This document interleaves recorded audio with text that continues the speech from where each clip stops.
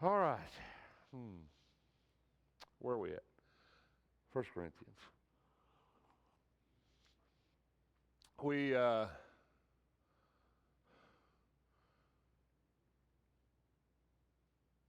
this as we start into this, and Paul's going to talk quite a bit about marriage here in the next couple of chapters and husband and wife relationships, and of course he started out talking about sexual immorality, and he kind of then gives God's fix for that, right? Is marriage. This idea of marital duty. There's a lot of speculation on the church in Corinth, a lot of scholars that have a lot of ideas about things maybe that brought this conversation on for Paul.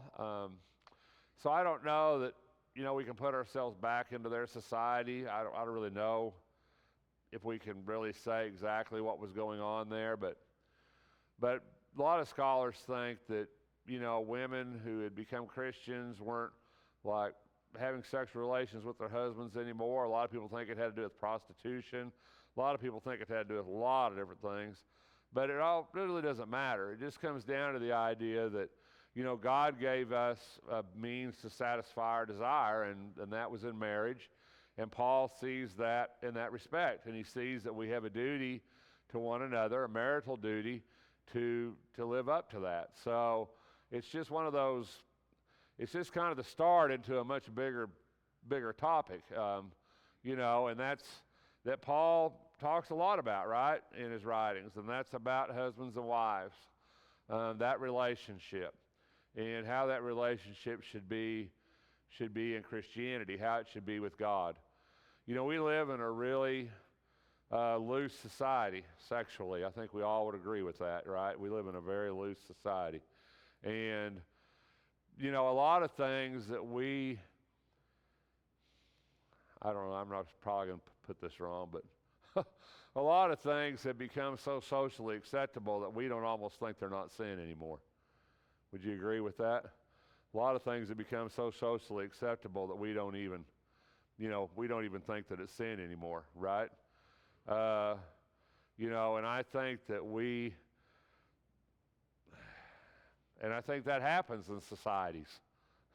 Trying to make a parallel here, kind of, In societies, when things become so socially acceptable, after a while, they kind of just slide under the radar.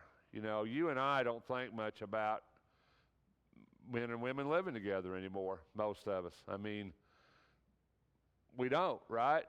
I mean, I'm just trying to be honest, right? I mean, because it happens so much that we really don't, it doesn't even surprise us. We just kind of almost think it's almost normal, right, for that to happen when they're not married.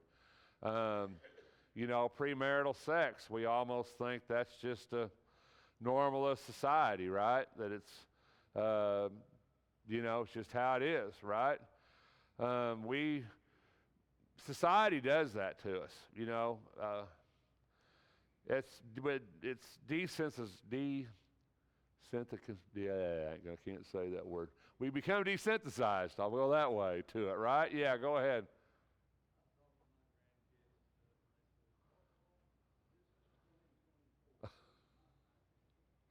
Yeah, so it's 2024, not 1924, huh?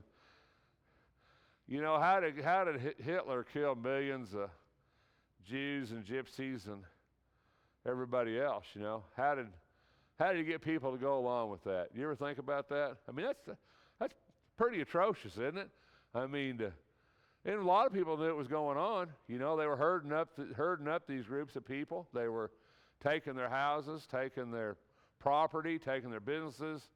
They were hauling them off in rail cars and buses, and people never saw them again. And most people kind of knew what was happening. I mean, they kind of knew what was going on.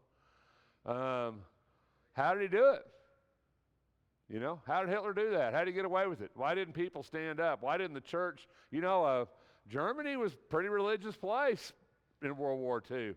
I mean, it was a pretty religious country. There was a lot of religion in Germany in World War II. A lot of great theologians came out of Germany. That's it. Convinced them they weren't human, right? Desensitize them to it. Uh-huh. Yeah, it's just where we make it the normal. And that's what we do in society, and that's what we've done in society, in our society especially, and in Corinth was the same type thing. You know, you think this is new, you think we're alone, but we're not. You know, there's nothing new under the sun, the Bible says. And so that's what happens to us in our society. And that's what's happened to us. You hardly see a show on TV anymore that there's not a homosexual couple in it, maybe multiples, right? You know, they show it way more in television shows and movies. They show it to be a lot greater segment of the population than it really is. Do you agree with that? You know, I know a lot of people. I don't know how many, but I know a lot. And I probably know, you know, 2 or 3 people in my life that are truly homosexual. So, you know, it's not the biggest segment of the population. If you look at television and movies, you'd think it was 30 or 40%, wouldn't you, of the population was homosexual, you know? So that's what it does to us. And that's what it did to them. So Paul's trying to call them back. And call us back into what's right, what's wrong in God's eyes, right? We have to make, because this hasn't changed, right? This hasn't changed. Paul says in 5, do not deprive each other except by mutual consent for a time, so that you may devote yourselves to prayer, then come together again so that Satan will not tempt you because of your lack of self-control. So basically he's saying, you know, even if you decide to abstain from sexual relations, it has to be consensual, right? It has to be consensual. In other words, you have to decide to do that. It has to be mutual consent. So one person can't decide to withhold themselves from their spouse. That's not how this works. It has to be mutual consent. Paul's saying, you know, that's what kind of keeps things in line here. He says as a concession, not as command. Now this he's saying is concession, not as a command. It's interesting when Paul says that, right? So he's saying, I'm not really commanded. This isn't really an inspired thing that I'm telling you. I'm just telling you by concession that he wished that they would be unmarried like he was. Now, you know, there's really some controversy about Paul that way because rabbis were required to be married. Now, I don't know if Paul was technically a rabbi or not. I know he was raised at the feet of Gamaliel. I know he was, you know, persecuting people for the Sanhedrin. But I don't know that he was ever technically a rabbi. You know, Paul at the time, and so some people say, well, Paul's wife died, or maybe she left him when he converted to Christianity.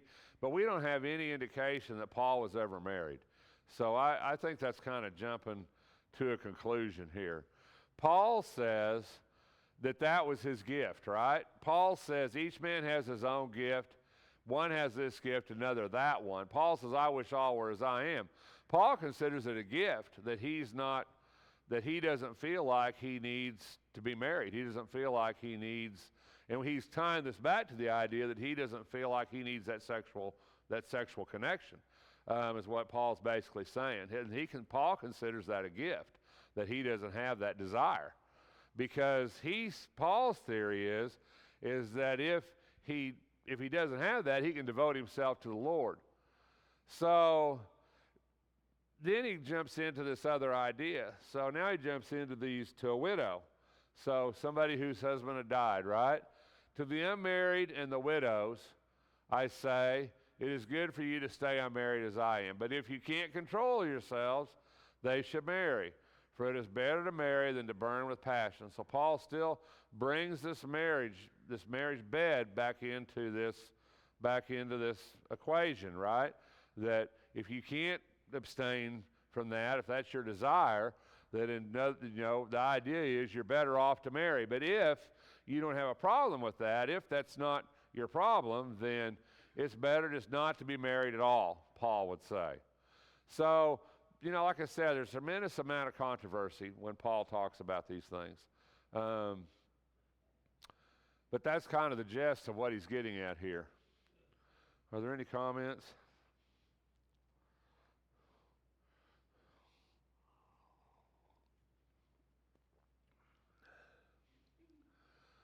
But to the married I give this command, not I, but the Lord. A wife must not separate from her husband.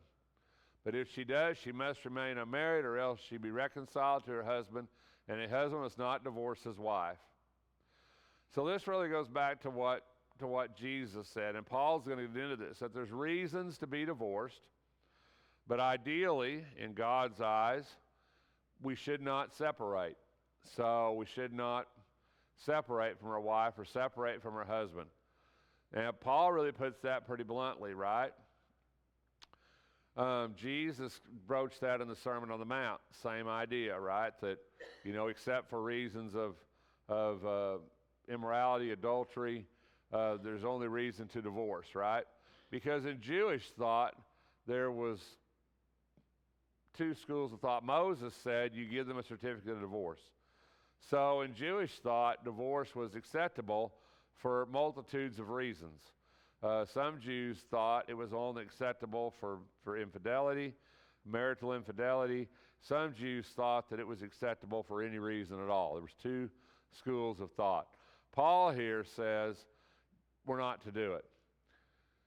Now, of course, that doesn't mean that it doesn't happen. And it doesn't mean there's not reasons for it to happen. And Paul kind of gets into this, and this is a passage of Scripture we're getting into right here that I've seen people sit and scream at each other about, so let's not scream at each other this morning. Let's just kind of take it for what it is, right? So in that church, in those days especially, and I guess maybe in our days, but when people would convert to Christianity, especially if you were in a Jewish family and one spouse converted to be a Christian and one didn't, or maybe it was even in a pagan society where, even a pagan situation where maybe one was an idol worshiper and the other one converted to Christianity. Basically, they were unequally yoked, right, is what we call unequally yoked. And in this case, Paul basically says, you becoming a Christian is not a reason to leave your spouse. But if they leave you, then that's acceptable. It's kind of what Paul says here. Paul says, if any brother has a wife who's not a believer, she's willing to live with him, he must not divorce her. But if a woman who has a husband who's not a believer and he is willing to live with her, she must not divorce him. For the unbelieving husband has been sanctified through his wife, and the unbelieving wife has been sanctified through her believing husband. Otherwise, your children would be unclean, but as it is, they are holy. What on earth does that mean? Y'all want to explain it to me this morning?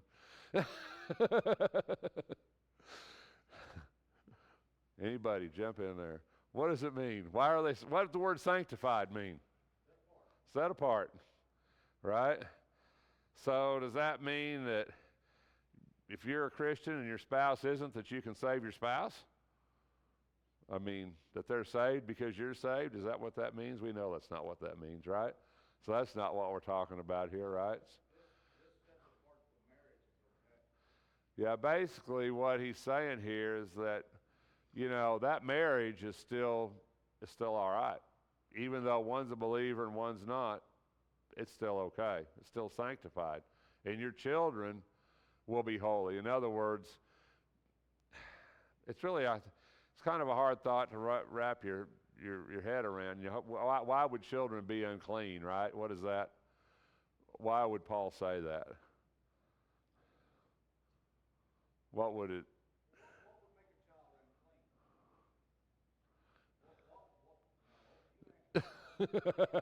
I'm letting y'all answer. I'm just the narrator. What?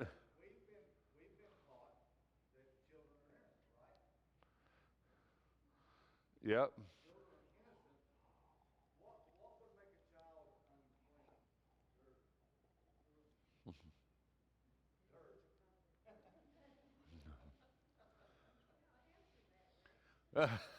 Well, to be unclean in this respect, basically, I think you kind of got to wrap your head back around how they looked at this.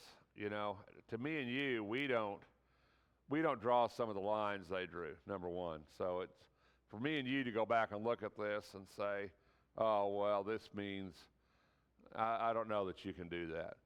You know, the idea here, especially in Judaism, is that, you know, to marry outside your tribe, to marry outside of Judaism, to marry someone that wasn't an Israelite, it basically made your children unclean. Why were the Samaritans considered unclean? Because they were mixed breed. They were mixed breed. You know, if you were mixed breed, if you go back in the Old Testament, if you remember the story of Jephthah, you know, he was half Jew, right? And they kicked him out. Kicked him out. Says you can't be here, you can't live here, because you're half breed. But then when they needed him to win the war, they brought him back. They went and got him, right? Because they needed him. But right. But if you were to say a Jewish wife or Jewish man or Jewish woman to marry a Gentile, that child would be unclean. They wouldn't accept that child into Jewish society. He couldn't go to the temple. He couldn't do things. He could, but not as a true Jew. So, you know, what Paul's saying here is that's not the case with Christianity. In other words, just because one's a Christian and the other's not a Christian, it doesn't make that child unclean. It doesn't affect that relationship that child's going to have with the church. Doesn't affect how they're going to be received into the church. In other words, bringing it into the church, it wouldn't be like bringing them to synagogue where they would say, oh, that child's half Jewish. You know, you wouldn't bring a child into the church and say, oh, he's half Christian. You know, that's not what it would do. It's not going to affect how the church perceives that child. That child's still going to be sanctified because one of his parents was a member. One of his parents was a Christian. And because of that, it's not going to affect. Does that make any sense? You know, we're not talking about physical lineage anymore. We're talking about a spiritual relationship. And since we're not talking about a physical lineage, you can't be a half-blood Christian. I mean, that doesn't even make sense. It doesn't, because to us, like I say, to us, we would never consider that. We would never think a child was unclean. We would never, in our society, we would never do that. So to us, there's no way. No, absolutely not. It's not the child's fault. I mean, that I agree. Over time, absolutely. You know, but you used to say, well, he's a bastard child, right? In other words, he doesn't have unmarried parents. You know, thankfully we're not that way anymore. You know, obviously that's not the child's fault. Obviously, in Christianity, with a spiritual relationship, you know, the lineage of the child or the parentage of the child has nothing to do with the child in our world. It doesn't affect it.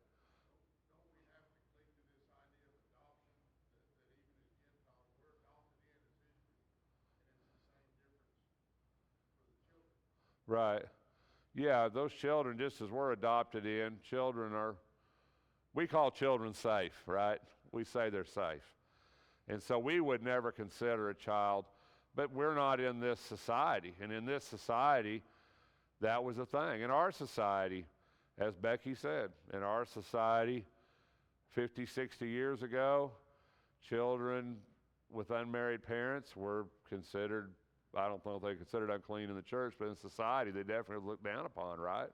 Definitely were ostracized in our society. So, you know, I think that's changed, obviously, societally. But, you know, we would never consider that. But that's what he's talking about there. But then he says, if the unbeliever leaves, let him do so. Is not bound, okay? Well, I've heard so many arguments over this in my life, you have no idea. But it means basically, take it for what it says. If you're not bound, then you're loosed. Agreed? So basically, if that spouse leaves because you became a Christian, and we're talking here about a society where they really draw lines and these faith things, and that still happens in our world too. Don't get me wrong, that still happens in our world, absolutely. But he says in that case, if that unbeliever leaves, you're not bad. You're loosed from that relationship, unbound. So exactly what the word divorce means in the Bible. It means severed. You're unbound. So basically Paul says, don't leave because you become a Christian, but if they leave because you become a Christian, that you're no longer bound to them anymore. In other words, that relationship's been severed. A believing man or woman is not bound in such circumstances. God has called us to live in peace. But, then, Paul says, but, why should you stay? How do you know that you won't save your husband? Or how do you know that you won't save your wife?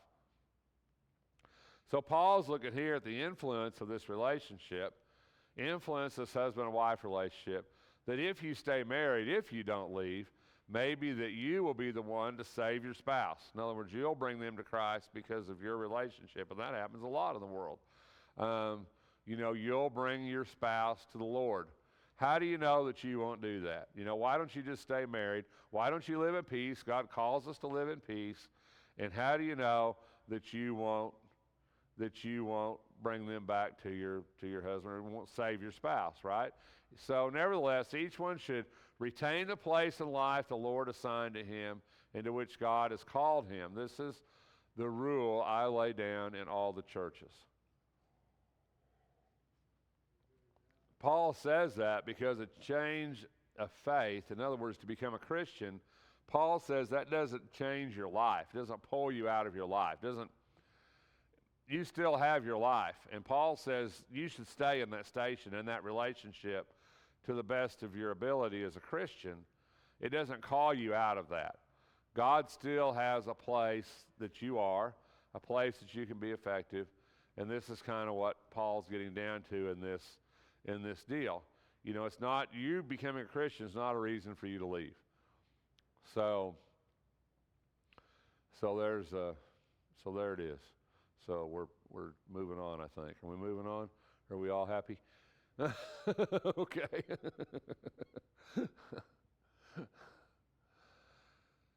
So then Paul says, listen, if you were circumcised, then don't become uncircumcised, which we know you can't do that. Paul's just making a point, okay? That's one of those things you just can't come back from. So he says, don't become uncircumcised, right? He says, if you're uncircumcised, then don't be circumcised. Circumcision is nothing. Paul's not saying this because he's talking about circumcision. He's tying this back into what he just said. That wherever you are when you become a Christian, that's okay. Remain in the situation when God called him. If you were a slave, don't let it trouble you. Although if you can gain your freedom, do so. For he who was a slave when he was called by the Lord is the Lord's freedman. Similarly, he who is a free man is Christ's slave. You are bought with a price. Do not become slaves of men. So, Paul says if you're a slave, that's okay. If you're not a slave, that's okay. If you're circumcised, that's okay. If you're not circumcised, that's okay. These things, these external things, these external positions, they don't matter to the Lord, although they do matter to people. So that causes the problems in Corinth. But Paul says if it doesn't matter to God, it shouldn't matter to you. It shouldn't matter to you. That would be interesting, wouldn't it? That's something me and you have never experienced in our lifetime, is slavery, have we? We've never. But when I went to Cane Ridge, Kentucky, to the Cane Ridge Meeting House there, that little old building was a kind of a one-room log cabin building, and it had upstairs had a loft. And during slavery, all the slaves sat in the loft. And there was a ladder outside the building that they climbed up to get into the loft. Segregation during slavery, right, in this country, in the church. God would not have been happy with that. I'm just throwing that out there. Something we've never been a part of. But Paul says we're all one in the Lord. Isn't it interesting we all read the same Bible? Isn't it fascinating that we all read the same Bible, and sometimes we get so, I just don't know how I don't know. You know, Abraham Lincoln said it in his second inaugural address. I think it was one of the most profound statements I ever read. He said, because it's battle, right, North and the South, Civil War is going on. And Abraham Lincoln said, we all read the same Bible and we all pray to the same God. And that's always just stuck with me, you know. Even though they were so different and hated each other and were killing each other, and they thought two totally different things about slavery, didn't they? They read the same Bible, didn't they? And one group down here says, oh, well, Bible doesn't say nothing against slavery, right? Matter of fact, people in the Bible own slaves, right? Bible tells how to be a good slave, how to be a good master. Bible tells us how to be good slave owners and good, right? And the people in the North were saying, oh, well, you can't do that. That's morally wrong. You know, how can you own another person, right? You know, God calls us all to be one, doesn't he? All to be the same. So how can you do that? Read the same Bible, prayed to the same God, killed each other. You know, God speaks to all of us. Christ speaks to all of us, and the Holy Spirit speaks to us through his word. And whether you or I agree with it, or whether we like it, or whether we think it's right or wrong, it's just irrelevant. It is what it is. Truth is the truth, right? Can't cover it up. Yeah.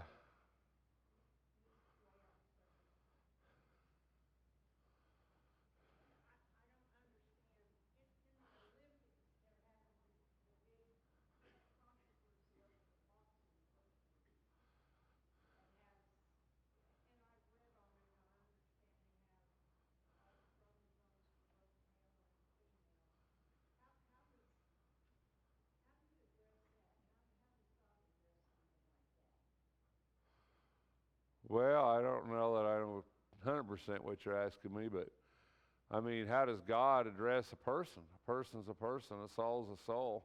You know, I mean, it's one of those things where people say, well, God made me this way or God made me that way. You know, God made us all, and he made us to exist as Christians regardless of how we think we were made. And I don't think, there's a really good book.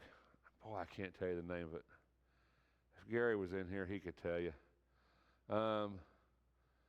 Written by a lady in Texas. I might get this wrong. Y'all take this with a grain of salt. I'm doing my best here. Written by a lady in Texas that considers herself homosexual. I mean, she considers herself a lesbian. Never has she participated in that. Because she feels like that it's better for her just to be abstinent, better for her not to be engaged in anything than to be engaged in sin. You know, so I think as an individual, I wish I could remember the name of that book. I think as an individual,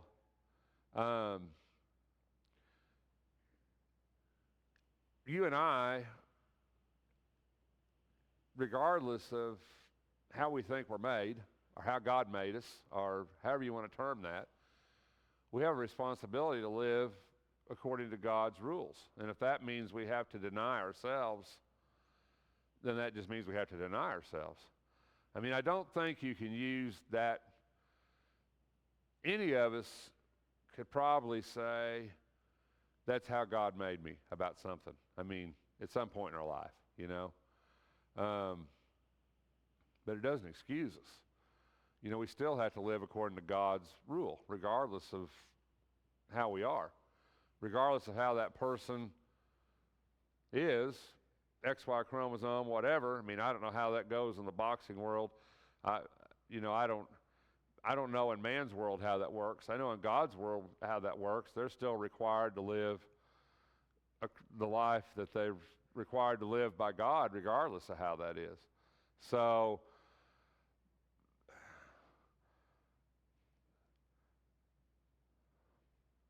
you can't let your nature overrule your faith, your Christianity. You just can't do that. That's what self-control is about. That's what God's about.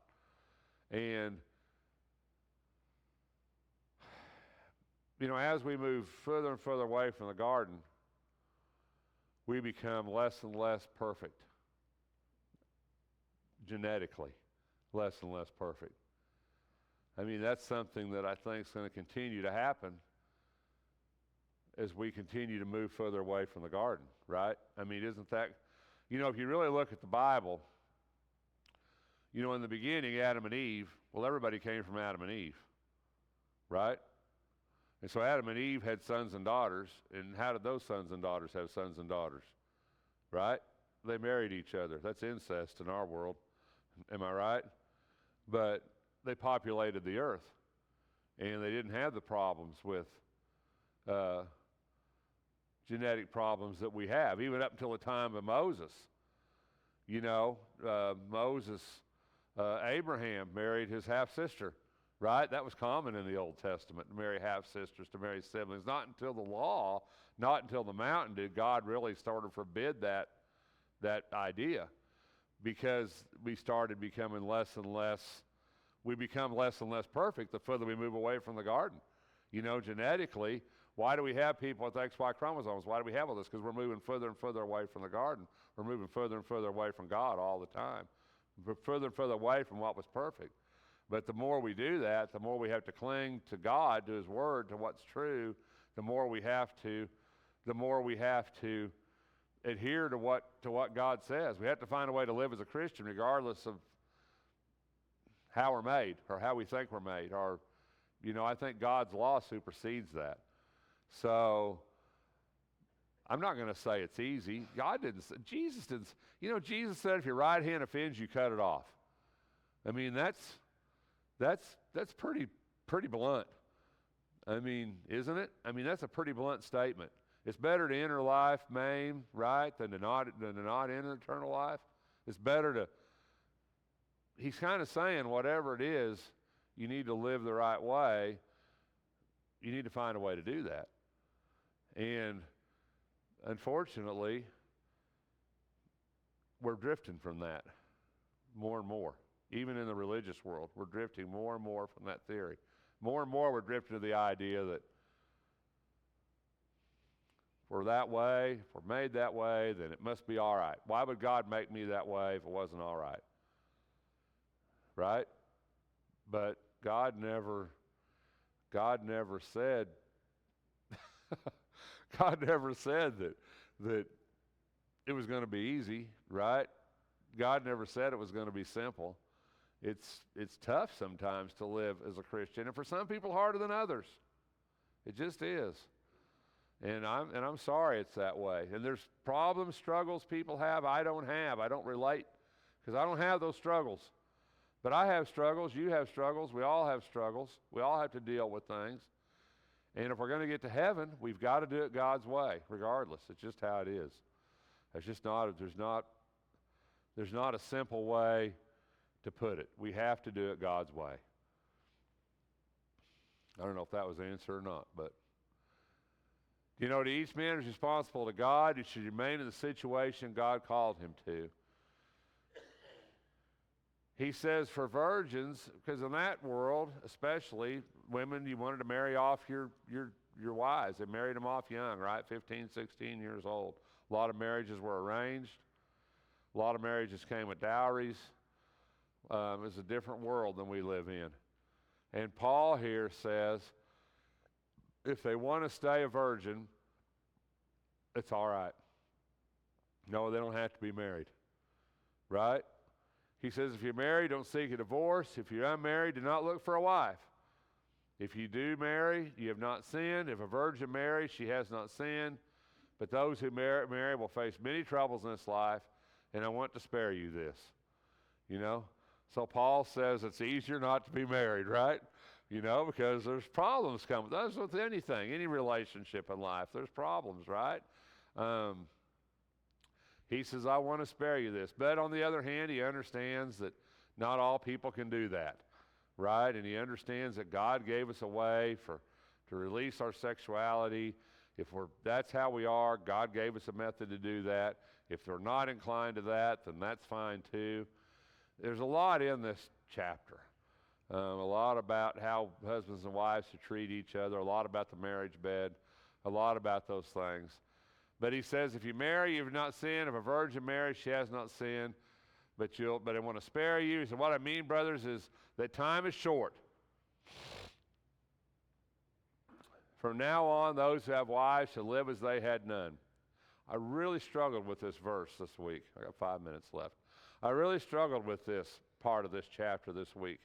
I looked at this a lot, and I don't know that I have the greatest answers here.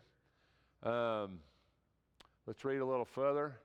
Those who mourn as if they did not, those who are happy as if they were not, those who buy something as if not theirs to keep, those who use things of the world as if not engrossed in them, for the world in its present form is passing away. I really struggled with this part of this chapter. Because if you really think, and I've said this before, and I really believe it. Even Paul, even these guys that are inspired, they didn't see this world going on. I don't think they did. I just don't think they saw this world continuing. I think if you would have told Paul and Peter and all them guys that 2,000 years from when they lived, we would be sitting here today reading this, I think they would have laughed at us. I really do. I don't think they would have believed us. I think they would have said, there's no way. There's no way that's going to happen. Christ is going to come again way before that. There's no way this earth's going to exist 2,000 years later. I just don't think they would have believed you. And I think that's the crux of this, in a way. But then I also kind of backed off of that a little bit, and I thought, so what does he mean? What does he mean when he says, those who have wives should live as if they had none, and those who mourn as if they did not, those who is happy? What does he mean by that? What's he really trying to tell us here? Yeah, that's really what it comes down to. He goes back into that same idea, that sparing you these troubles. In other words, but what he's saying here is that we should live our lives for God. And we should understand that our time here is short. Now, I don't know that it necessarily means because he thought the Lord was going to come back in the next month here, or if he just thought our time is short, as in we don't have a lot of time, which we don't. And in that respect, he says, we should be living for God, living towards God. I kind of almost thought, because if you read other passages, it says they brought along a wife, right? Apostles brought along a wife. So I kind of almost thought maybe he was kind of saying towards, maybe even a little bit pointed towards them, you should be living towards God. But however you look at it, I really think the crux of it come down to this: if it was not theirs to keep. I really focused in on that part of that, because that's something I've really been thinking about in the last few months, that everything here is just borrowed. Everything we have is just borrowed. We don't own anything. That just keeps going over and over my head the last few months, is that everything I possess on this earth is just borrowed. I'm not going to keep it. You know what I mean? And this keeps going over and over my head. I don't know why, but I said it when I got to that. I'm like, you need to live like it's not yours to keep, because really it isn't. None of it's ours. None of it's ours. Nothing here is ours, really. We're just borrowing it. We're just renting it for a while. And even our spouses, even our children, even all this stuff, it's not really ours. We're just borrowing it for a while. We're just stewards of it for a bit until we die.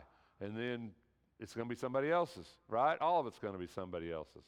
And so I think that's what Paul's saying here, is that sometimes we need to live our life for God, understanding that, well, we do. Understanding that everything else here we do, it doesn't matter in the end. It really doesn't. What you drive, where you live. I mean, I know we say that, and I say that all the time, but it's just so true. It just doesn't really matter. Does it? Just doesn't. You know, I spent most of my life acquiring, you know. I think we all do. You know, working, acquiring, slaving away for what? You know, really, in the end, for what? You know, I mean, if I was living in a tent on the side of a lake, I don't think in the end it matters. You know, God's what matters, our relationship with God. Everything else, it just doesn't matter. You know, I know we're out of time. If you read my bulletin article, though, maybe that, if you read my bulletin article, a friend of mine died. Read the article and think about it a little bit. Was probably the saddest thing that's happened to me in saddest story I've heard in a long time, but I don't have time to tell you, but you can read it. So maybe it'll give you a little perspective. Did me. Thanks for your time this morning.